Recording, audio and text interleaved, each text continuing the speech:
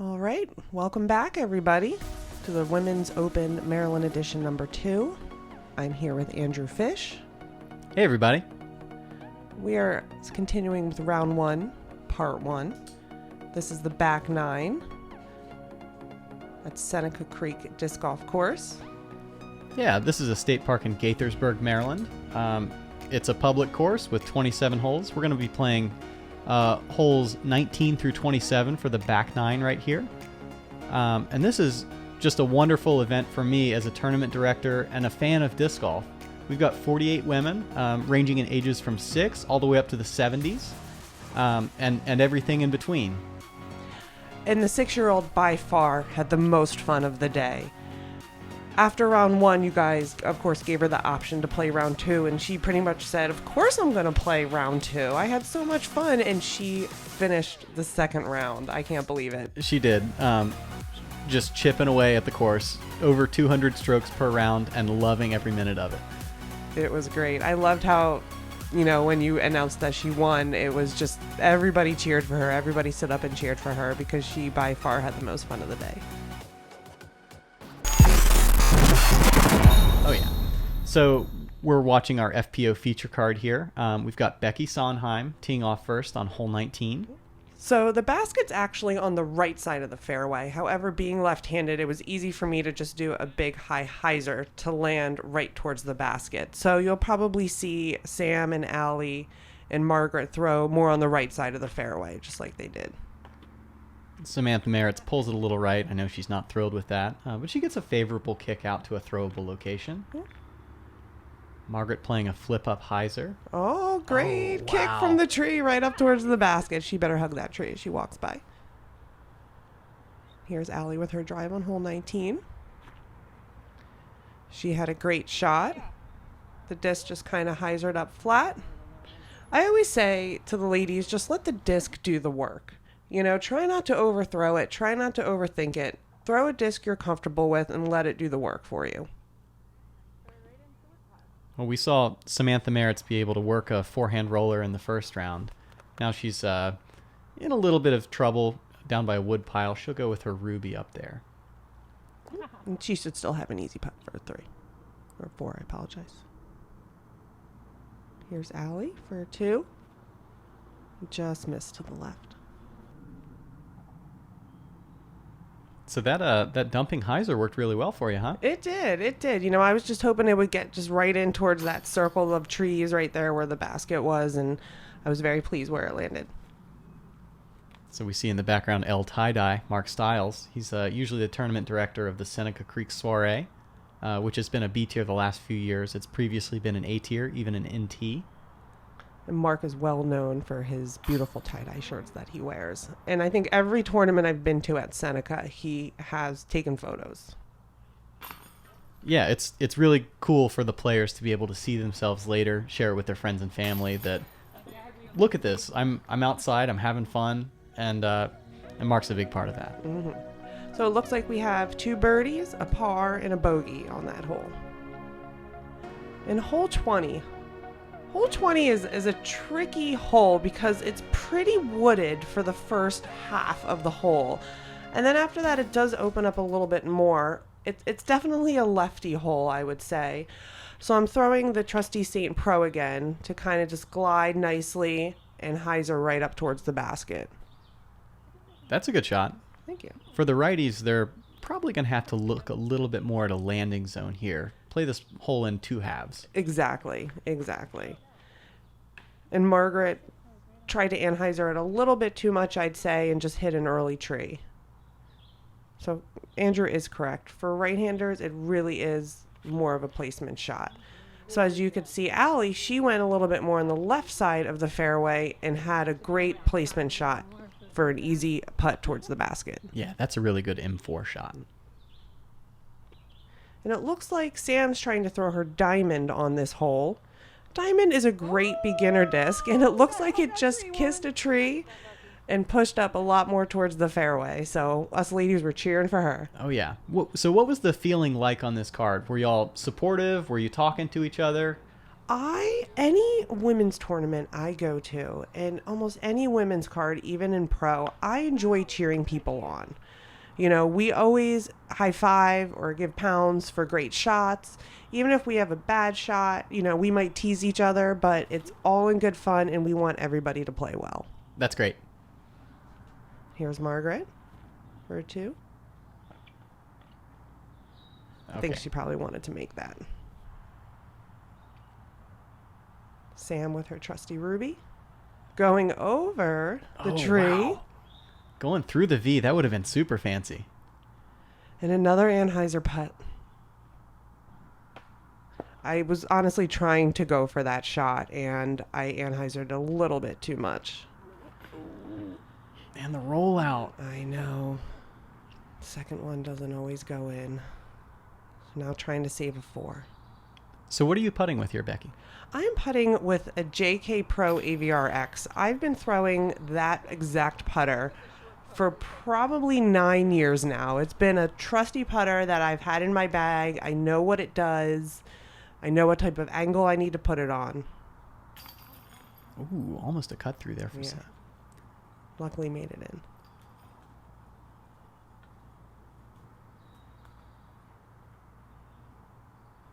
Margaret eyeing up her putt. Very nice. I know she also putts with an AVR, but I think it's a Yeti Pro. It is. It is. And the difference between the JK and the Yeti is definitely a little bit softer of plastic than the JK. And then the KC is a little bit stiffer plastic than the JK. So it's really about feeling for each person in their hand of what type of putter they like. Absolutely. Putter in particular is a very personal preference. Yep. It really is about how it feels in the hand. For hole 21, we're going to be playing from the red tee pad to the A pin. It's 335 feet. It's going to be a little bit of a hyzer shape to it for the right-handed players. You're going to be throwing a turnover shot. Mm-hmm. Low ceiling is definitely an issue. You snuck off the fairway and then paid for it. I did. I probably should have, again, like I said earlier, just let the disc do the work. But unfortunately, I turned that over a little bit too much. But Margaret here has a great drive, just straight out. It looked like she was a little disappointed, but it should be a nice, easy shot up. And here's Sam. Looks like she's throwing her turn. You know, Sam is a 13-year colon cancer survivor. Oh, wow. That's really cool. I never knew that until recently, and I'm very proud of her. Absolutely. It's great that she's out. She's playing. She's committed to playing. Like that's such a feel good story. Mm-hmm. And she enjoys going out and playing with her dog Cholo. Cholo, I've seen around at the blockhouse a couple times. I call him a big old ham because every time I go down to pet him, he runs right on up to me and just wants love all the time. Here's Margaret with her trusty homie disc. Nice, easy upshot towards the basket. I have a little bit of a long putt. It's definitely outside the circle. Trying to go for it to save that 3. And just missed to the right. Sam's very focused on her putts. But unfortunately, she missed that one. I know she's having a tough day with putting. Sometimes it's hard, if you miss a couple early, it's hard to get back in that groove. It is, and it's almost like sometimes a light switch that goes on and off in your head. You know, you're in the groove, you're putting, and then something happens and maybe you're just slightly off your game. And it could just be maybe taking a couple minutes of practice to refocusing yourself and staring at that chain link to get it in the basket. Yeah, it turns out if putting was easy, we'd all be world champions. Like they say, drive for show, putt for dough. Absolutely. All right, everybody cleaning up. Looks like a couple bogeys on that hole. Margaret with her par. All right, we're going to move on to hole 22. 22 is a downhill shape here, and it's low ceiling everywhere. The shape is going to be kind of a turnover shot. If you have a roller, it's a good play. And Margaret smashes that. She does. She goes a little high, but good kick out to the fairway. She's probably going to have a layup from there.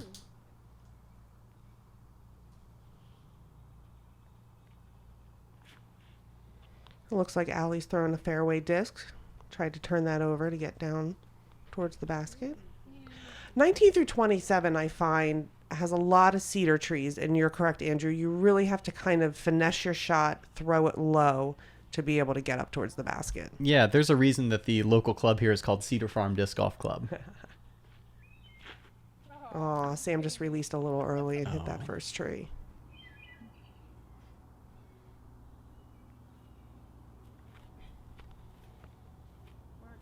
And she had a great second shot. Yeah, that's going to make up a lot of ground that she lost on her first shot. Probably still looking at a layup. Mm-hmm. And this one, I'm throwing my pig. Just trying to hyzer it up towards the basket and get that skip. But unfortunately, with the thick grass, I didn't get any extra footage. Yeah, you got caught up there. We had a very wet May and June spring. So everything is lush, everything is green.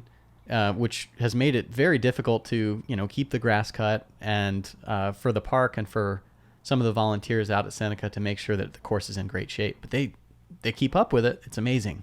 It does, and it's still a beautiful park, and I enjoy every time I come here to play. Trying to save a three. Oh, just miss. Probably 40-foot downhill run there. Yeah. So Sam looks like she's lining this up for a go. Just a little high and left.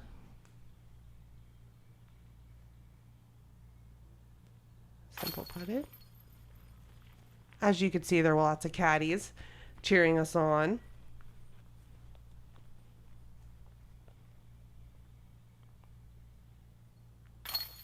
Good putt. And I want to thank Tea Time Disc Golf for making their way all the way down to Gaithersburg, Maryland to film this. Yeah, they had two guys who paid for their trip in blood, sweat, and tears. Mostly blood given to mosquitoes. And a lot of sweat from Lou. Lou, we were worried about him during the day because he was wearing long pants and pretty much a rain jacket all day in 95-degree weather. And we had to check on him a couple times to make sure he was still moving. All right, hole 23. Going to be an uphill tee shot. It's about 240 feet, but it's going to play more like 300 probably. Mm-hmm. For a righty, it's a great uphill, simple hyzer shot towards the basket. For a lefty, you can go sneak through the left side, or you have to have a high and hyzer on the right-hand side of the hole. And Allie, taking a wide local route. Yeah, I think she's going with a D3 there. That's going to put her pretty close. She will. And I'm throwing my CE Valkyrie again. Nice and high. Oh, that's beautiful. Basket. Thank you.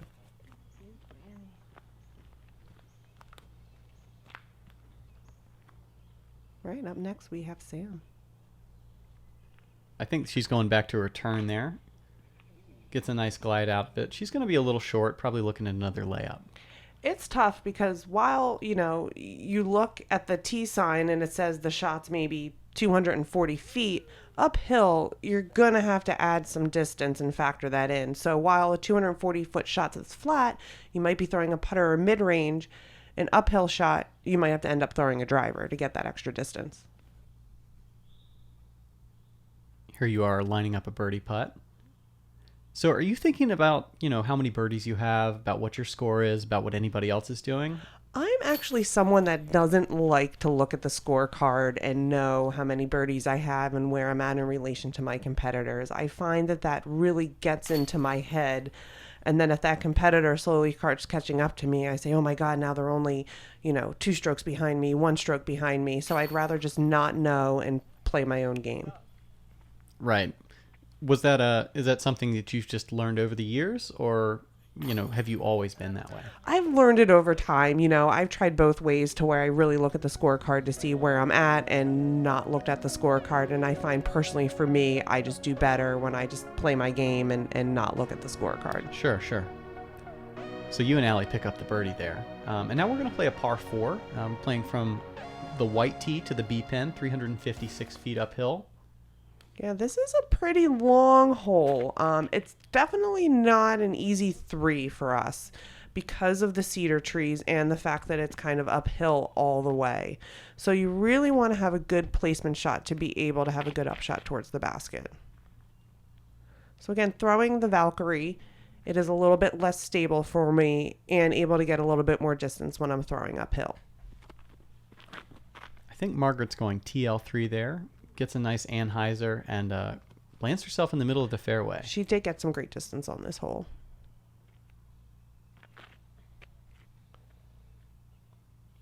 And Sam just wanting to get uphill. So you can see she has a nice shot up towards the basket. No. Unfortunately, hit that tree.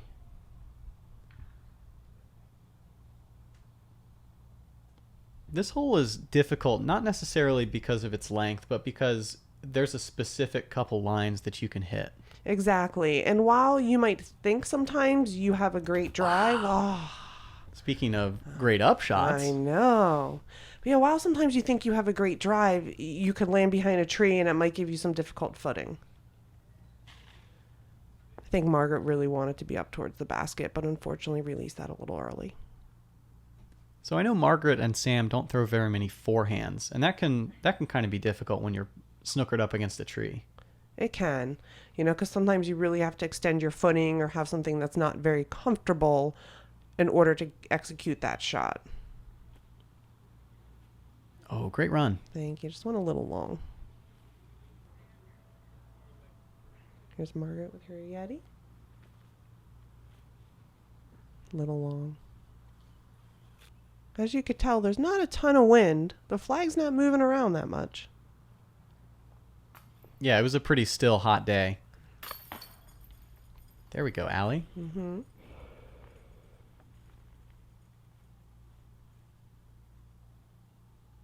Yeah.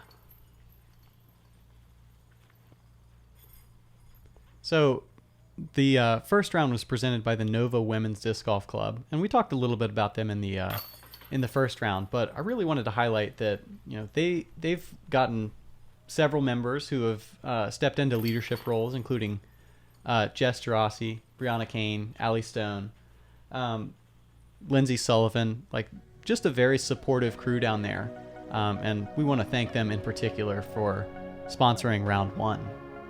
Yes, we do. Thank you so much, Nova Women's Disc Golf Club. And I think they host, every once in a while, they Grow the Sport Happy Hour, where, one of the ladies hosts at their house and, they talk about disc golf. They might do some painting and have a wonderful time and really talk about how to grow women's disc golf. And this is one way, by having you and Allie run a tournament.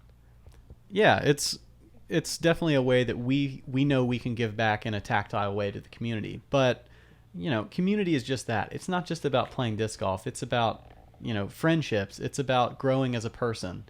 So those things that the Nova Women's Disc Golf Club does, those make lifelong friends, not just competitors. Exactly. And this hole's a great little downhill hole. There's actually a Mando on this hole to where when you drive, you have to stay to the left of the Mando, which is just where the short tee pad is. And so it's a nice, easy downhill shot. The basket's pretty much straight, but there is some woods along to the left that you really want to try to stay out of. Right. This is probably a difficult shot for you. For the right-handers, they're going to want to flip something over a little bit, get some glide, and then fade back to the left. Yep. So Sam's just in a little bit of those trees, but has an easy shot right up towards the basket. Allie kind of found that same little gap. Yeah. Oh. Just hit the tree. Allie for her third shot. I know it can be very difficult sometimes, when you watch somebody throw ahead of you. Like, you might get a read on what the disc needs to do, but sometimes it can work you a little bit. You see what they did and you don't want to recreate their mistake. Mm-hmm. Or you see what they did and, you just have more time to think about what you have to do. Yeah, and you can kind of see, I should do this, I shouldn't do that, or the wind picked their disc up a certain way that I don't want it to do. But There's Sam. Hitting those putts again. Yeah, that's a really good edge of circle putt for her to save. It is, and she hasn't been using much chains in the basket this round. A nice solid putt for Margaret.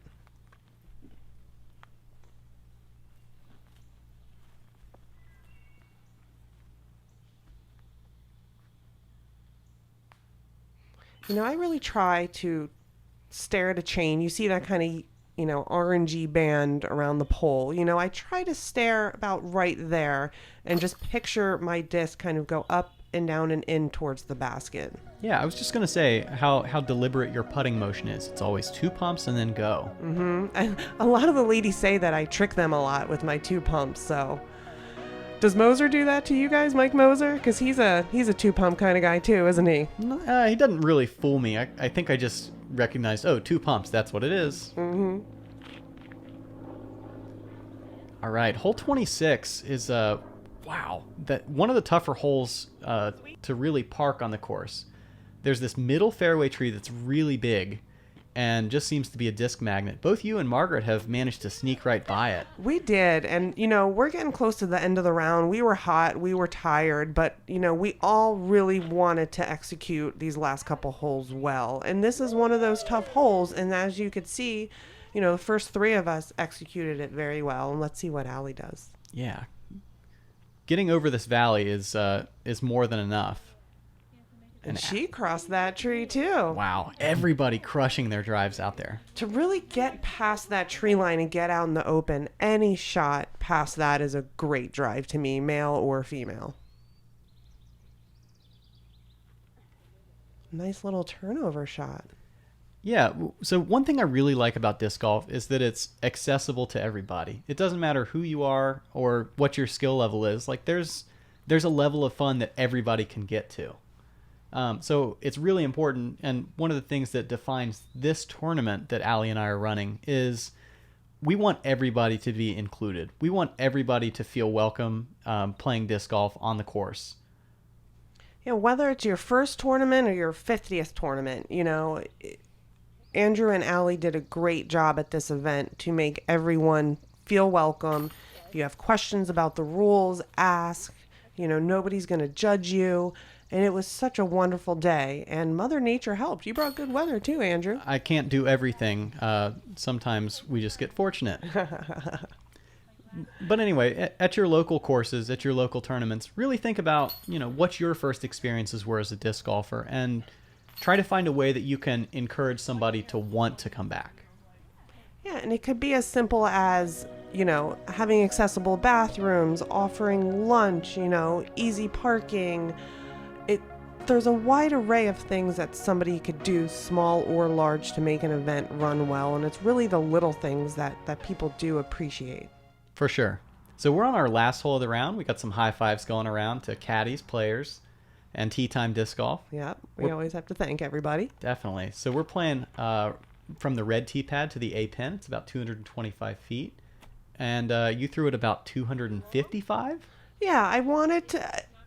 Again, with it being slightly uphill, I wanted to throw a driver to get a little bit more distance to make sure I got up towards the basket. And it looks like Margaret tried to do a little bit of Ed Anheuser, but unfortunately got caught up in those cedar trees on the right side of the fairway.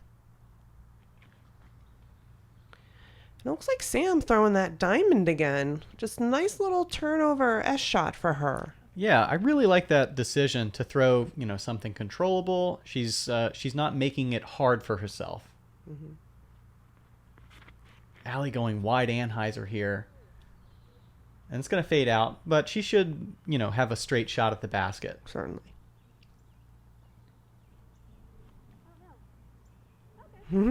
Looks like she wasn't sure about it, but it landed right up towards the basket. Allie's going to leak a little bit left on her upshot. Probably 20, 25 left for her putt. Here's Sam. Putt with her ruby. Oh, just missed. I really like that Sam has, kind of a role for that ruby. She'll do her longer putts with it. She'll do some upshots with it. It seems like she's really trusting what that particular disc does. Yes, she does. Oh, Becky. That's how you finish a round. Yeah, it felt good to finish with the 2. head into lunch. So you're going to finish with a 57 for the round. That was 1 over par. Do you feel like that was a good round for you? For me, to be honest, I felt like it was an average round. I missed a couple birdie opportunities on the front 9. 1 through 9, there's a lot of holes that I feel I can easily two. And I missed some of those easy putts. So I feel I could have been a few strokes less, but hey, don't we all feel that way after a round? Oh, every time. Margaret's going to come in with a strong 56 of par. And that's well above her rating, about 55 points above.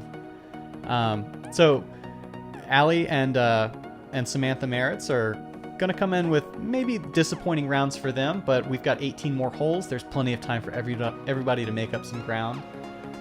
Thank you for watching round 1, back 9, with Tea Time Disc Golf. Please share this video. Tell folks you know about it, and we'd love to see you in round 2. Thanks, Becky. Thank you, Andrew.